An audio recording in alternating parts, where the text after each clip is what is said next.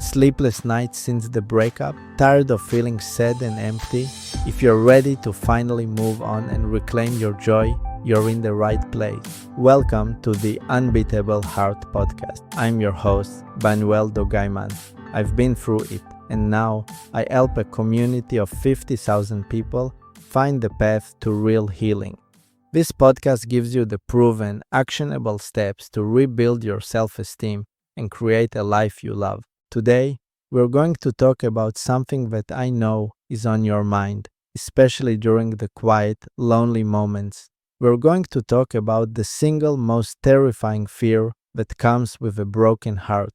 It's 3 a.m. and you're wide awake, staring at the ceiling. Or maybe you've just woken up and for one blissful split second you forget. But then the heavy weight of it all comes crashing back down on your chest, a physical ache of absence.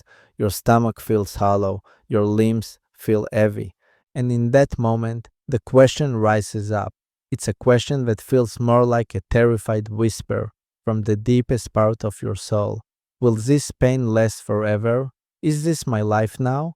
You're exhausted from hurting. You're tired of crying, tired of pretending to be okay, tired of the constant, low-level ache that has become the background music to your life, and the fear that this feeling, this emptiness, this sadness will never ever end is sometimes even worse than the pain itself. It's a fear that can steal your breath and make the future feel like an impossibly long, gray road.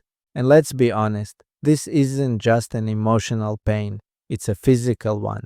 It's the tightness in your chest that makes it hard to take a full breath. It's the exhaustion that settles deep in your bones, a weariness that no amount of sleep seems to fix. It's the loss of appetite where food tastes like cardboard, or the knot in your stomach that never seems to go away. Your body is grieving too. It's holding on to the stress and the sadness. And it's important to acknowledge that this is a full body experience. You're not just heartbroken, your entire being is going through a shock. I want you to know that I have been exactly where you are. I remember a period after a breakup where I felt completely empty. I didn't just feel alone, I felt loneliness in my bones. I honestly didn't see much hope. I was just going through the motions of life, work, eat, sleep, feeling like a ghost, haunting the always of my own existence. The world felt like it was in black and white, and I couldn't remember what color felt like. The story I had on repeat in my head was a terrifying one, and maybe it's one you're familiar with. I thought I would never move on. I looked at other happy couples and felt like they were a different species, operating on a frequency I could no longer hear. I truly believed that I was broken beyond repair, that some essential part of me had been shattered, and that I will never love or be loved again. It felt less like a thought and more like an absolute, undeniable fact. The change for me didn't come from a sudden burst of happiness or an amazing day where everything magically got better. It came from a quiet, stubborn decision to simply endure, to hold on through one more bad day and then one more after that. I didn't have hope that things would get better tomorrow, but I held on to a tiny, flickering belief, a belief as small as a single candle flame in a hurricane, that somewhere, deep down, this couldn't possibly be the end of my story. And that brings us to the most important thing I can share with you today. I need you to stop thinking of your healing as a straight line, because it's not. It's not a ladder you climb where every step is higher than the last. The best, most honest way to think about your healing journey is as a roller coaster. Think about it. There will be moments, and maybe you've already had a few, where you're slowly climbing up the hill. Click, click, click. You can almost hear it. That's the sound of progress. These are the good days, or even just the okay days. You feel a small sense of forward motion, a little bit of hope. You can see the view from up high, and it feels like things might actually be getting better. You might laugh at a joke, enjoy a meal, or get through a whole afternoon without thinking about them. These are the climbs, and you should cherish them. And then, sometimes, without any warning at all, you hit the top of that hill and you plunge. A memory, a song, a random thought, a dream, and it sends you into a stomach dropping free fall of sadness and pain. Your heart races, your chest feels tight, and the grief is as fresh and raw as it was on day one. These are the bad days, these are the drops, and they are terrifying. They make you question every bit of progress you thought you'd made. But here is the most important, undeniable, absolute truth you need to remember about a roller coaster. The ride always has an end. You might go through terrifying twists, unexpected loops, and gut-wrenching drops, but eventually, inevitably, the car slows down, the track levels out, and you pull back into the station. This pain is not your new reality. This chaos is not a permanent state. It is a temporary ride. Now, you can't control the track of this roller coaster. You can't decide when the drops are coming, but you can control how you ride it. You need two things to hold on to, like the safety bar in front of you.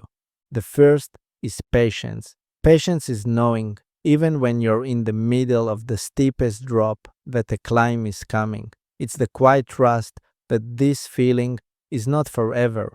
It's giving yourself the grace to be in the valley without panicking, because you know the track will eventually go up again. Patience isn't passive, it's a form of strength. It's the wisdom to wait out the storm. The second, and most important, is self-empathy or self-compassion. This is the most crucial skill you can have on this ride. Self-empathy is giving yourself permission to scream your lungs out on the way down without judging yourself for it. It's not telling yourself, I should be over this by now, or why am I so weak? It's telling yourself, wow, this drop is really scary. It's okay to be scared. It's okay that this hurts. I'm going to hold on tight until it passes. Self-empathy is your superpower. It's whispering to yourself, this is hard, and you are doing your best. That is all you need to do. You won't wake up one day and be magically off the ride. That's not how it works, but you can start to notice the signs that the ride is slowing down, that you are getting closer to the station. Here are some of the small, gentle signs to watch for. The drops start to feel a little less steep. A sad memory makes you thoughtful for an hour, but it doesn't devastate you for an entire day. The pain is still there, but it doesn't knock the wind out of you quite like it used to. The climbs get a little bit longer. You have 2 good days in a row, and then, maybe, a few weeks later, you have 3 or 4. The periods of peace and hope start to stretch out, becoming more and more common. You start to notice the view from the top of the hills instead of just bracing for the next fall. You have a good day and you're actually able to enjoy it, to be present in it, without that constant fear of when the other shoe will drop. You have your first genuine, unexpected laugh, the kind that comes from your belly and surprises you more than anyone. It feels like a moment of weightlessness on the ride, a little burst of joy that feels amazing and reminds you of the person you still are underneath the pain. You go to bed one night and you realize you didn't think about them for a whole hour before you fell asleep, and then a week later, it might be a whole evening. These are not giant leaps, they are tiny signs of progress. They are proof that the ride is, in fact, coming to an end. I know it feels like you're strapped into the scariest ride of your life and you just want it to be over. I have been in that exact seat. I know the feeling, but I'm telling you that this ride will end. The drops will become smaller, the track will level out, and you will pull back into the station. You will get your feet back on solid ground again. A little shaky, maybe, but whole. This pain will not last forever. It is a ride, not your new home. So hold on, be kind to yourself, and trust the process. So, we reach to the end of another episode. As you already know, healing is a journey, and it's so much more powerful when we walk it together.